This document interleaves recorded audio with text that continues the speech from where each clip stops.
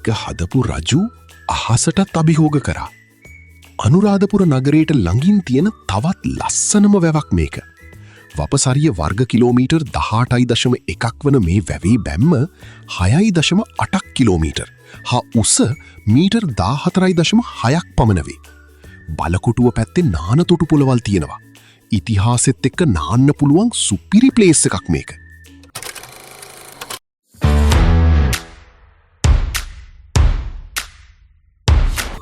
මේක වැවක් නෙවෙයි. මිනිස්සුන්ගේ බලාපොරොත්තුවක්. අනුරාධපුර සහ පොළොන්නරුව මැද මේක පිහිටලා තියෙනවා. වපසරිය අක්කර 6500කට වැඩි. ලංකාවේ ලොකුම ජලාශවලින් එකක්. ව්‍යාපාරික ජනාවාස 40000කට ජීවය දෙන වැවක් මේක.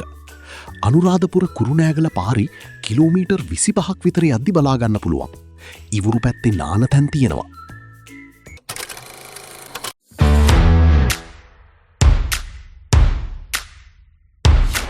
උතුරු පළාතේ බත්කන්ද හදපු වැව කියලා තමා මේක හඳුන්වන්නේ. අනුරාධපුරේ ඉඳලා ඉක්මනින් යන්න පුළුවන් තවත් වැවක් තමා මේක. වපසරිය අක්කර 4700කට වැඩි. වර්ග කිලෝමීටර් 18.5 විතර වෙන රටේ ලොකුම වැව්වලින් එකක් මේක. ගොවි පවුල් 5000කට වැඩි ප්‍රමාණයකට වතුර දෙනවා මේකෙන්. ටිකක් දුරයි, හැබැයි ලංකාවේ ලස්සනම වැව්වලින් එකක්. නාන්න හොඳම වැලිතලා තියෙනවා.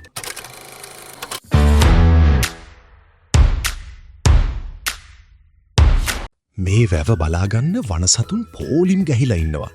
හුරුළු ඊකෝපාක් සෆාරියකි මේන් වෝට හෝල් එක. අලිරංචු 100ක් වගේ එනවා.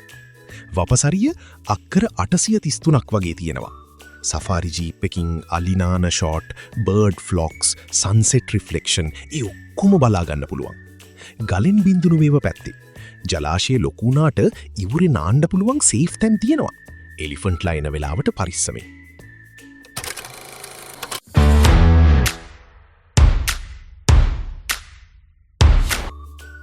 කලාවැවෙන් තමයි මේ වැවට වතුර එන්නේ. පාරට කිට්ටුව නාන තැන් තියෙනවා. වාරිමාර්ග නිසා වතුර පිරිසිදුයි. අනුරාධපුරේ වතුර ප්‍රශ්නයට විසඳුම දුන්න ජීවනාලිය කියලා තමා මේ වැව හඳුන්වන්නේ. අනුරාධපුරේ ඉඳන් කිලෝමීටර් 12ක් මිහින්තලේ පාරි යනකොට මේ වැව හම්බෙනවා.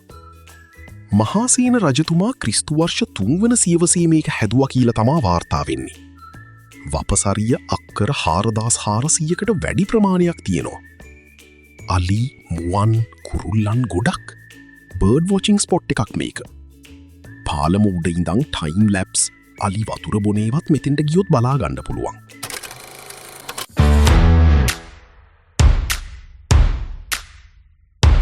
අනුරාධපුර ටවුන් එකේ ඉඳන් 30ක් විතර තියෙනවා. ලොක්කු වැවක්. ගම්මානේ අය නාන තැන් තියෙනවා. කිඹුල් අවදානම අඩුයි. නාන්න හොඳ ප්ලේස් එකක්. අනුරාධපුරේ ඉඳන් පැය 2යි. ඒත් මේ වැව ළඟට ආවම කාලය අවුරුදු 1500ක් ආපස්සට යනවා. මේ විශාල වැව අනුරාධපුරේ මහවිලච්චේ නගරේ පිහිටලා තියෙනවා.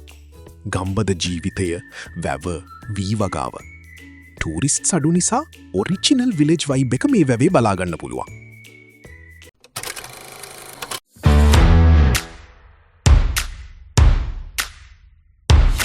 මිහින්තලේ පාරේ කිලෝමීටර් 17 වගේ යනකොට මේ වැව තියෙනවා. වැවේ ලස්සන විව් පොයින්ට් එකකුයි නාන තොටුපොළකුයි තියෙනවා. ෆැමිලි වලට සේෆ්. ටවුන් එකේ ඉඳලා ඉක්මනින් යන්න පුළුවන් මෙතෙන්ට. අවුරුදු 2000කට වැඩිය පැරණි මේ වැවේ වපසරිය වර්ග කිලෝමීටර 13.76ක් ආසන්න වශයෙන් වෙනවා.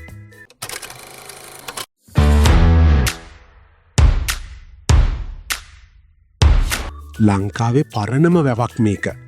සෙනග අඩුයි, නිස්කලංකව නාන්න පුළුවන් තැනක් මේක. අභය වැව. එහෙමත් නැත්තං අභයවාපි වැව කියලත් මේ වැවට කියනවා. මේක ශ්‍රී ලංකාවේ වාර්තාගත පැරණිම විශාල වැව. ක්‍රිස්තුපූ 4 වන සියවසේ අනුරාධ කුමාරයා පොඩි වැවක් හැදුවා. ඊට පස්සේ පැණ්ඩුකාභිය රජ තමා මේක පුළුල් කරලා මේ නම තිබ්බේ. මේ වැවේ උස මුහුදු මට්ටමේ ඉඳන් මීටර් 86ක් විතර වෙනවා. මේකේ වපසාරිය මුලින් අක්කර 1235 වර්ග කිලෝමීටර් 5 පමණ තිබ්බත් දැන් අක්කර 255ක් විතර වෙනවා. මේකේ ජල මිලියන 133යි කියුබික් ෆුට් ජලධාරිතාවයක් තියෙනවා.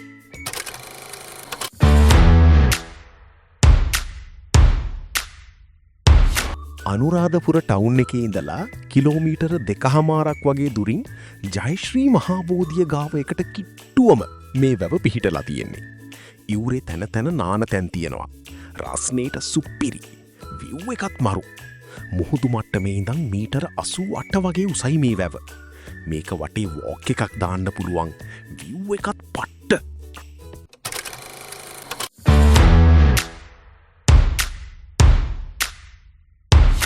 අනුරාධපුර ටවුන් එකට ළඟම තියෙන මේ වැව ඉසුරුමුණිය පන්සල ගාව තියෙන්නේ. මේ වැවේ දැන් නාන්න දෙන්නේ නැහැ. හවසට විව් එක මරු.